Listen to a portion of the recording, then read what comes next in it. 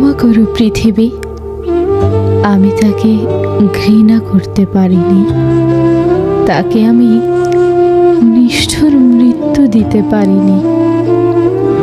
যার হাতের 5টি আঙুল আমার নির্ভরতা, যার বুকের পাঁজরে লেগে থাকা ঘামের গন্ধ আমার সবচেয়ে প্রিয়, যার উষ্ণ ঠোঁটের ছোঁয়া আমার প্রতিদিনের অভ্যাস, যার এলোমেলো চলে হারিয়ে যাই বারংবার, যার ভালোবাসার আহ্বানে সবকিছু তুচ্ছ করে ছুটে যাই, যার মিষ্টি সোহাগে অন্য জগতে হারিয়ে যাই। তার কষ্ট আমি কি করে সহ্য করি? লোকে বলে স্বামীর বাপাজরের হারে স্ত্রী তৈরি। তাহলে যার পাজরে আমার সৃষ্টি, তার আর্তনাদ কি করে শুনি?